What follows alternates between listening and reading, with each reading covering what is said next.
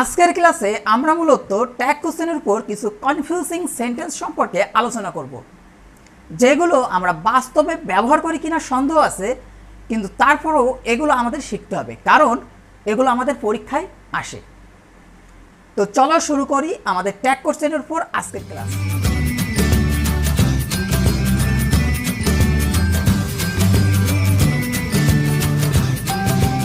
তো confusing tag question করার পূর্বে একটা বিষয় আমাদের জানতে হবে যে অর্ধপূর্ণ যেসব বাক্য আছে এই বাক্যগুলোকে যখন আমরা ট্যাগ কোশ্চেনে পরিবর্তন করব, এই অর্ধপূর্ণ বাক্যকে পরিপূর্ণ করে নিতে হবে।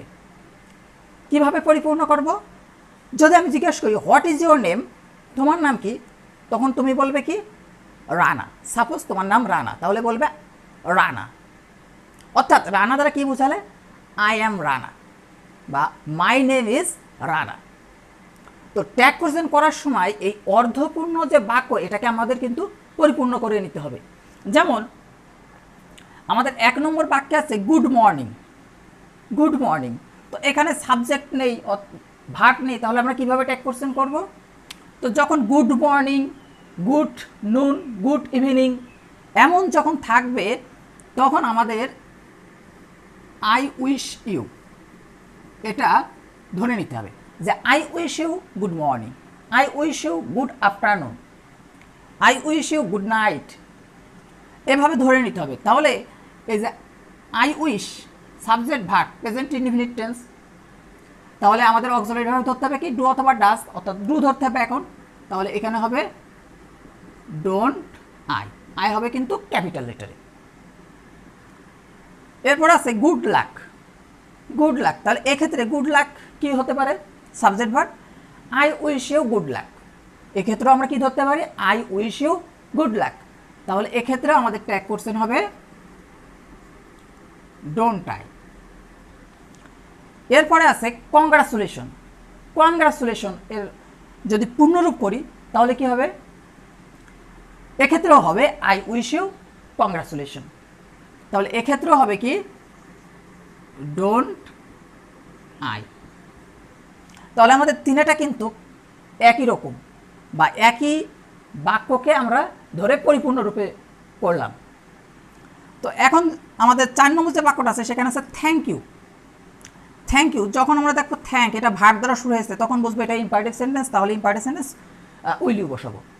কিন্তু একটু খেয়াল করি, আমরা যখন থ্যাংক ইউ আছে আমরা জানি ইম্পারেটিভ সেন্টেন্সের ভার্ব দ্বারা শুরু হয়, এর আগে সাবজেক্ট থাকে না, কিন্তু সেখানে কি থাকে? সেখানে কিন্তু প্রোনাউন ইউ থাকে। যেমন পড়ো, যদি বলি পড়ো, রিড পড়ো, তার মানে কিন্তু ইউ রিড, তোমাকে বলছি যে তুমি পড়ো বা তোমরা পড়ো। অর্থাৎ ইম্পারেটিভ সেন্টেন্সের সাবজেক্ট না থাকলেও ওখানে ইউটা, প্রোনাউন ইউটা উজ্জ্ব থাকে। কিন্তু আমরা যদি এখানে থ্যাংক ইউ আগে যদি ইউ ধরি যে ইউ থ্যাংক ইউ, তাহলে অর্থটা কী হলো? তুমি তোমাকে ধন্যবাদ দিয়েছো। এমন কিছু কি হয়? এমন কিছু হয় না। তো এখানে আমরা কি দেব? আই থ্যাংক ইউ, আমি তোমাকে ধন্যবাদ দিচ্ছি। আই থ্যাংক ইউ, আমি তোমাকে ধন্যবাদ জানিয়েছি। তাহলে এক্ষেত্রে যদি সাবজেক্ট কিন্তু ইউ ধরলে, যেহেতু বাক্যটা স্বয়ংসম্পূর্ণ হয় না, তাহলে কিন্তু এটা ইম্পারেটিভ সেন্টেন্স না। এটাকে আই ধরলে এটা স্বয়ংসম্পূর্ণ বাক্য হবে। তাহলে সেক্ষেত্রে আমাদের ট্যাগ কোশ্চেন করলে হবে কি ডোন্ট আই। আরও একটা জিনিস এখানে মজার বিষয়, যে যখন ভার্বের পরে ইউ থাকে, ভার্বের পরে ইউ থাকে, তখন আমাদের ইম্পারেটিভ সেন্টেন্স হয় না। তখন আমাদের ইম্পারেটিভ সেন্টেন্স হয় না। যেমন যদি বলি লাভ ইউ, তাহলে কিন্তু ইউ লাভ ইউ বাক্যটা কিন্তু হয় না, হতে হয় কি আই লাভ ইউ। তাহলে সেক্ষেত্রেও কিন্তু ট্যাগ কোশ্চেন হয় ডোন্ট আই। আশা করি বুঝতে পেরেছো। তারপর আছে সরি। সরি দেখেই অনেকে ভাবতে পারে যে এটা ইম্পারেটিভ সেন্টেন্স ভার্ব দ্বারা শুরু হয়েছে, কিন্তু না, সরি কিন্তু ভার্ব না। তো সরি দ্বারা আমরা যখন বলি সরি, এর মানে কি আই অ্যাম সরি, এর আগে কি আছে আই অ্যাম। তাহলে আই অ্যাম সরি এর পূর্ণরূপ কি আই অ্যাম সরি। তাহলে সেক্ষেত্রে হবে আর এন্ট আই। আমাদের 6 নম্বর বাক্যে আছে আই ইজ এ ভাওয়েল। তো স্বাভাবিকভাবে যখন আই দেখবে তখন ভাববে আইটা প্রোনাউন, আই ট্যাগ কোশ্চেনে আই হয়ে যাবে। কিন্তু আই ইজ এ ভাওয়েলের অর্থটা দাঁড়ায় কি আই একটি ভাওয়েল, তাহলে আই দ্বারা কিন্তু এখানে আমি বা প্রোনাউন প্রকাশ পাচ্ছে না, আই কিন্তু এখানে নাউন হিসেবে ব্যবহৃত হয়েছে। তো এটা যেহেতু আনকাউন্টেবল নাউন আই, তাহলে এক্ষেত্রে প্রোনাউন হবে ইট। ইজ আছে, তাহলে ইজেন্ট, হ্যাঁ বোধক না বোধক, তাহলে ইজেন্ট ইট। একইভাবে হি ইজ এ প্রোনাউন, এক্ষেত্রে কিন্তু হিটা প্রোনাউন হিসেবে বাক্যে নেই, এটা আছে নাউন হিসেবে। তো হি ইজ এ প্রোনাউন, হি একটি প্রোনাউন, তাহলে সেক্ষেত্রে আমাদের প্রোনাউন ধরতে হবে ইট। ইজ আছে, তাহলে হ্যাঁ বোধক না বোধক, তাহলে ইজেন্ট ইট। তারপরে আছে রহিম ইজ এ নাউন, তাহলে এখানে রহিম, রহিম কিন্তু এখানে আমাদের হি হিসাবে প্রোনাউন হিসেবে বসবে না, কারণ রহিমটাকে, রহিম যে একটা নাউন এটাকে বোঝাচ্ছে এবং এটা হচ্ছে আনকাউন্টেবল নাউন। তাহলে সেক্ষেত্রে রহিমের প্রোনাউন আমরা বসাবো ইট। রহিম এখানে নাম অর্থে বসেনি, একটা নাউন অর্থে বসেছে, আর নাউন অর্থে যখন বসে তখন কিন্তু প্রোনাউন হয় ইট। অক্সিলারি ভার্ব ইজ আছে, হ্যাঁ বোধক না বোধক, তাহলে ইজেন্ট ইট। তাহলে এই তিনটে বাক্য দেখো, এ ধরনের বাক্য যখনই থাকবে তখন আমরা প্রোনাউন ধরব ইট। 9 নম্বর বাক্যে আছে মেসি। মেসি, এই বাক্যটা যদি আমরা পূর্ণরূপ করি তাহলে হবে হি ইজ মেসি। কি হবে? He is Messi. তাহলে এর ট্যাগ কোশ্চেন করলে কি হয়? Isn't he. তারপরে আছে 10 নম্বরে মিনা। এর যদি আমরা বাক্য পূর্ণরূপ করি তাহলে হবে she is, she is Meena. তাহলে এক্ষেত্রে হবে কি? Isn't she. আমাদের 11 নম্বরে যে ট্যাগ কোশ্চেনটা আছে সেটা খুবই ইম্পর্ট্যান্ট, কারণ এটি পরীক্ষায় বারবার আসে। তো বাক্যটা কি? Who cares. তো হু কেয়ার্স অর্থাৎ কে কেয়ার করে, এখানে আমরা স্বাভাবিকভাবে বুঝতে পারি এটা একটা ইন্ট্রোগেটিভ সেন্টেন্স। তো ইন্ট্রোগেটিভ সেন্টেন্সটা কিন্তু আমরা ট্যাগ কোশ্চেন করতে পারি না। তো এক্ষেত্রে আমাদের কি করতে হবে? তাহলে আমরা জানি যে কোনো ইন্ট্রোগেটিভ সেন্টেন্সকে যদি অ্যাসার্টিভে করি, অ্যাসার্টিভ সেন্টেন্সে করি, তাহলে যখন আমাদের নো বডি থাকতো, নো বডি থাকলে এই অ্যাসার্টিভ সেন্টেন্সে সেক্ষেত্রে আমরা যদি হু বসাতাম তাহলে সেটা ট্রান্সফরমেশনে কী হয়ে যেত? ইন্ট্রোগেটিভ হয়ে যেত। যদি বলতো যে নো বডি বিলিভস হার, তাহলে সেক্ষেত্রে আমাদের এই বাক্যটাকে যদি আমাদের ট্রান্সফরমেশনে কী করতে বলতো? ইন্ট্রোগেটিভ, তাহলে হতো নো বডির জায়গায় শুধুমাত্র হু এবং বাকি অংশ, তাহলে হু বিলিভস হার, শেষে প্রশ্নবোধক চিহ্ন হতো। তো এখানে যেহেতু হু আছে, ইন্ট্রোগেটিভ সেন্টেন্স আছে, আমাদেরকে এটা অ্যাসার্টিভে পরিবর্তন করতে হবে। কীভাবে পরিবর্তন করব? যে হুকে আমরা যদি হুয়ের জায়গায় আমরা নো বডি ধরি অর্থাৎ অ্যাসার্টিভে করি, তাহলে হু কেয়ার্স, এখানে হয় কি? Nobody cares. তাহলে নো বডির ক্ষেত্রে আমরা জানি আমাদের প্রোনাউন ধরতে হয় দে। আর যেহেতু এটা নো বডি কেয়ার্স, তাহলে নো বডি কিন্তু না বোধক, তাহলে এখানে ট্যাগ কোশ্চেন হবে হ্যাঁ বোধক। তাহলে নো বডি কেয়ার্স, তাহলে প্রেজেন্ট ইনডিফিনিট টেন্স, তাহলে ডু অথবা ডাস। আমরা জানি দের পরে বসে ডু, এখানে কিন্তু ডাজ হবে না, কারণ দে প্রোনাউনের পরে বসে ডু, তাহলে হবে ডু দে। ডোন্ট দে কেন হলো না? কারণ নো বডি কিন্তু না বোধক। তো আশা করি বুঝতে পেরেছ। যদি না বোঝো তাহলে ভিডিওটা আবার রিপিট করে দেখো, আশা করি বুঝে যাবে। তারপরে আছে ইয়েস। ইয়েস মানে কি? It is. তাহলে এখানে হবে কি? Isn't it. নো, এর অর্থ কি আছে? It is not, it is not, তাহলে এখানে হবে কি? Is it. তারপর আছে রাইট। এই বাক্যটা যদি আমরা পুনরূপ করি তাহলে হয় কি? ইট ইজ বা ইট ওয়াজ রাইট, তাই না? তাহলে এক্ষেত্রে হবে ইজেন্ট ইট। তারপরে আছে অল ইজ ওয়েল। তাহলে অল ইজ ওয়েল, অলের পরিবর্তে অনেকে দিয়ে বসিয়ে দেবে। তো অল ইজ ওয়েল এটা কিন্তু একটা প্রবাদ। তো এক্ষেত্রে আমরা জানি ইট হবে এবং ইজ হয়ে যাবে ইজেন্ট, তাহলে ইজেন্ট ইট। আমাদের 16 নম্বর যে বাক্যটা আছে সেখানে আছে I think that he does not know. তো বাক্যে যখন থিঙ্ক বা সাপোজ বা সে এ ধরনের কিছু শব্দ থাকে, ভার্ব থাকে, সেক্ষেত্রে আমরা বলেছিলাম যদি ড্যাট না থাকে তাহলে পরের ক্লোজ অনুযায়ী ট্যাগ করছেন বা পরের বাক্য অনুযায়ী ট্যাগ করছেন করতে হয়। যদি ড্যাট থাকে তাহলে সেক্ষেত্রে এই বাক্যটা যেহেতু সাবঅর্ডিনেট ক্লজ এবং এটা যেহেতু প্রিন্সিপাল ক্লজ, আমরা জানি যে প্রিন্সিপাল ক্লজ অনুযায়ী ট্যাগ করছেন হয়, তাহলে আমাদের হিসাবে প্রিন্সিপাল ক্লজ অনুযায়ী ট্যাগ করছেন হওয়ার কথা। এবং 2015 সালে প্রথম আলোর একটা আর্টিকেলে সেখানে বলা আছে যে আমাদের যেহেতু প্রিন্সিপাল ক্লজ অনুযায়ী ট্যাগ করছেন হয়, সেহেতু আমাদের ড্যাট থাকলে এই ক্লজ অনুযায়ী ট্যাগ করছেন হবে। তবে বোর্ডের নির্দেশে সাবঅর্ডিনেট ক্লজের উপরেও যদি কেউ ট্যাগ করছেন করে সেক্ষেত্রেও নাম্বার দেওয়া হয়। কিন্তু বাস্তবে আমরা যদি অর্থটা দেখি যে আই থিঙ্ক দ্যাট, আমি ভাবি যে হি ডাজ নট নো, সে জানে না, এখানে আমি চিন্তা করি বা আমরা যাই চিন্তা করি এটা কিন্তু মূল বিষয় না, বিষয়টা হচ্ছে সে জানে না, এটাই বিষয়। তাহলে সেক্ষেত্রে এখানে কিন্তু আমরা বাস্তবে যখন ট্যাগ কোশ্চেন করব তখন কিন্তু এই সাবঅর্ডিনেট ক্লজের উপরেই ট্যাগ কোশ্চেনটা করতে হয়, কারণ আমি ভাবি বা চিন্তা করি এটা কিন্তু বিষয় না, এখানে বিষয় কি চিন্তা করা হয় এটাই হচ্ছে বিষয়। তাহলে সেক্ষেত্রে আমাদের এটার উপরেই বাস্তবে ট্যাগ কোশ্চেন করা হয়।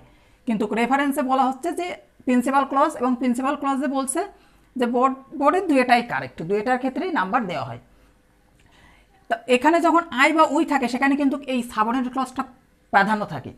কিন্তু যদি হি থাকতো, যে হি থিঙ্ক, সে চিন্তা করে, that he does not, I does not know, আমি জানি না, যদি হি থাকতো, আই উই বাদে অন্য কোনো প্রোনাউন থাকতো, সেখানে কিন্তু এখানে যে কী ভাবে বা কী চিন্তা করে বা কী বলে এটাই কিন্তু মূল, সেক্ষেত্রে কিন্তু প্রিন্সিপাল ক্লজটাই মূল থাকে। কিন্তু আই এবং উই এই দুটির ক্ষেত্রে কিন্তু আমাদের সাবঅর্ডিনেট ক্লজটা মূল থাকে। তো যাই হোক, এখানে আমরা ডোন্ট ট্রাইও করতে পারি, আবার এখানে ডাজ হিও করতে পারি। তো আমরা দুইটাই কারেক্ট। তা এক্ষেত্রে আমি যেহেতু সংযুতিপূর্ণ এখন ভাবছি যে এটাই হবে, যে সাবঅর্ডিনেট ক্লজের উপর হবে, কারণ কি এখানে আই বা উই থাকলে আমাদের সাবঅর্ডিনেট ক্লজের উপরে অর্থটা প্রাধান্য থাকে, তাই আমি এখানে সাবঅর্ডিনেট ক্লজের উপরেই ট্যাগ কোশ্চেনটা করলাম। তারপরে যে বাক্যটা আছে সেখানে আছে he is too weak to walk. এক্ষেত্রে এই বাক্যটা to plus adjective plus to যদি থাকে, টু প্লাস ভিয়ন এমন যদি থাকে, তাহলে সেক্ষেত্রে বাক্যটা কিন্তু নেগেটিভ। কীভাবে নেগেটিভ? আমরা যখন সিম্পল কমপ্লেক্স করেছি সেক্ষেত্রে বলেছি, মানে জানি, আমাদের যারা জানো তোমরা সে বিষয়ে জানো, যে সেক্ষেত্রে এই হয় কি, he is so weak that he can not walk, he can not walk. তাহলে he is so weak that he can not walk, তাহলে সেক্ষেত্রে আমাদের ট্যাগ কোশ্চেন করলে হয় কি নেগেটিভ, তাহলে সেক্ষেত্রে হয় অ্যাফার্মেটিভ। তো এই কারণে যখন too plus adjective plus to plus ভিয়ন থাকে তখন বাক্যটা কিন্তু নেগেটিভ হয় এবং ট্যাগ কোশ্চেনে আমাদের হয় অ্যাফার্মেটিভ। তাহলে এই ক্ষেত্রে আমাদের হবে ইজি। আশা করি বুঝতে পেরেছো, বাক্যটা এখানে নেগেটিভ, তাই আমরা ট্যাগ কোশ্চেনে করেছি অ্যাফার্মেটিভ। সিম্পল ভাষায় too plus adjective plus to plus ভিয়ন থাকলে বাক্যটা নেগেটিভ হয়। এরপর আছে লং লিভ আওয়ার প্রেসিডেন্ট। তো লং লিভ আওয়ার প্রেসিডেন্ট এক্ষেত্রে আমাদের ধরতে হবে কি I wish, I wish, I wish long live our president. তাহলে সেক্ষেত্রে আই উইশ ট্যাগ কোশ্চেন করলে হয় ডোন্ট আই। তারপর আছে happy new year. Happy new year এর আগে আমরা কি ধরবো, I wish you happy new year. কি ধরবো, I wish you happy new year. তাহলে সেক্ষেত্রেও কিন্তু আমাদের ট্যাগ কোশ্চেন হবে ডোন্ট আই। তারপরে আছে আইট গো টু স্কুল। এখন এই অ্যাপোস্ট্রফি টি দ্বারা আমরা কি বুঝি, would, could, may, might, would অথবা কুড, অথবা আমরা বুঝি হ্যাট। তা উড কুডে যদি থাকে তাহলে সেক্ষেত্রে আমাদের পরের ভার্বটা হবে ভিওয়ান, আর যদি হ্যাট থাকে তাহলে ধরতে হয় ভি3। তো এখানে যেহেতু এখানে ভার্বটা আছে ভিওয়ানে, তার মানে এখানে উড অথবা কুড আছে, তাহলে আমরা এখানে ধরতে পারি উড। তাহলে হ্যাঁ বোধক না বোধক, তাহলে উডেন্ট আই। আর এখানে যদি গো ওয়েন্ট গন থাকতো তাহলে আমাদের কিন্তু উড ধরলে হতো না, সেক্ষেত্রে আমাদের ধরতে হতো হ্যাট। যদি এখানে গন থাকতো তাহলে হতো হ্যাডেন্ট। তো আমাদের 21 নম্বর বাক্যে আছে our class consist of 60 students. এর অর্থ আমাদের ক্লাস 60 জন ছাত্রছাত্রী দিয়ে গঠিত। এবং 22 নম্বর বাক্যে আছে our class went to a study tour. আমাদের ক্লাস স্টাডি ট্যুরে গিয়েছিল। এই দুটো বাক্য যদি একটু ভালোভাবে খেয়াল করি, যে our class consist of 60 students, আমাদের ক্লাস 60 জন ছাত্রছাত্রী দিয়ে গঠিত, এখানে বোঝাচ্ছে কিন্তু আমাদের ক্লাসটাই গঠিত। তাহলে এক্ষেত্রে আমাদের ক্লাস বোঝানোর কারণে প্রোনাউন ধরতে হবে ইট। আর কনসিস্ট অক্সিলারি ভার্ব নেই, প্রেজেন্ট ইনফিনিট টেন্সে আছে, তাহলে ইটের পরে বসে প্রেজেন্ট ইনফিনিট টেন্সে অক্সিলারি ভার্ব ডাজ, হ্যাঁ বোধক না বোধক, তাহলে হবে ডাজেন্ট ইট। কিন্তু 22 নম্বর বাক্যে our class went to study tour, আমাদের ক্লাস স্টাডি ট্যুর গিয়েছিল। এখন ক্লাস বলতে শ্রেণীকক্ষ কি কখনো স্টাডি ট্যুরে যেতে পারে? কখনো যেতে পারে না, অর্থাৎ ক্লাসের যে স্টুডেন্টস আছে তারাই গিয়েছিল। তাহলে এক্ষেত্রে কিন্তু প্রোনাউন ইট ধরলে হবে না, কি ধরতে হবে এখানে? প্রোনাউন দে ধরতে হবে, দে। এবং এখানে আছে V2, অক্সিলারি ভার্ব নেই, V2 আছে, পাস্ট ইনডিফিনিট টেন্সে আছে, তাহলে অক্সিলারি ভার্ব ডিড, হ্যাঁ বোধক না বোধক, তাহলে ডিডন্ট দে। তারপরে আমাদের 23 নম্বর বাক্যে আছে neither of the student of present. তো আমরা জানি এই নিদার থাকলে এই বাক্যটা কিন্তু না বোধক। আর নিদার অফ এরপর অবজেক্টিভ ফর্ম থাকে, এখানে নাউন আছে আর এখানে আছে অস, তাহলে দ্য স্টুডেন্টস এর পরিবর্তে আমাদের বসবে প্রোনাউন দে। এখন এখানে অজ আছে, অজ মানে অজ অথবা ওয়ার, তা আমরা কিন্তু দের পরে অজ বসাবো না, বসাবো ওয়ার। আর যেহেতু এখানে না বোধক, এখানে হ্যাঁ বোধক হবে, তাহলে ওয়ারতে। তারপরে আছে that he is honest is known to all. এখানে আমরা যদি দেখি এটা সাবঅর্ডিনেট ক্লজ, এটা প্রিন্সিপাল ক্লজ। তো এটা সাবঅর্ডিনেট ক্লজ কীভাবে বুঝলাম? ড্যাট যুক্ত আছে এবং এটাই ড্যাট যুক্ত নেই বা কনজাংশন যুক্ত নেই, আমি এইভাবে একটু শর্টকাটে বুঝিয়েছিলাম। তো এখানে প্রিন্সিপাল ক্লজের সাবজেক্ট নেই, তা আমরা যদি অর্থটা করি যে ড্যাট হি ইজ অনেস্ট, সে যে সৎ, ইজ নন টোল, সে সবার কাছে জানা, সবার কাছে সেটা জানা আছে। তো এখানে ইজ নন টোল, সবার সেটা জানা, এখানে কি জানার কথা বলছে? এই তাকে জানার কথা বলছে না সৎ, তার যে সততা এটা জানার কথা বলছে? এই সৎ বিষয়টা কিন্তু জানার কথা বলছে। তাহলে সৎ, এই যে সততা, এর প্রোনাউন কি? ইট, অর্থাৎ এখানে ইটটা ঊর্ধ্ব আছে, দেওয়া নেই, তাহলে এক্ষেত্রে ট্যাগ করছেন হবে ইজেন্ট ইট। তারপরে আছে half of the rice is missing, এবং তারপরের বাক্যে আছে half of the books R salt. তো হাফ অফ এখানে আছে দ্য রাইস, এখানে আছে দ্য বুকস। আমরা জানি প্রিপোজিশন থাকলে তার আগের নাউন অনুযায়ী আমাদের প্রোনাউন বসে, কিন্তু হাফ অফ এর পরে যে নাউন থাকবে সেই নাউন অনুযায়ী আমাদের প্রোনাউন বসাতে হবে। তাহলে দ্য রাইস এর প্রোনাউন কি? ইট। এখানে অক্সিলারি ভার্ব কি আছে? ইজ। ইটের পরে আমাদের ইজ বসে, হ্যাঁ বোধক না বোধক, তাহলে ইজেন্ট ইট। আর half of the books are sold, এক্ষেত্রে দ্য বুকস আছে নাউন, তাহলে এখানে হবে দে, আর এখানে আর আছে, তাহলে হবে আরেন্ট দে।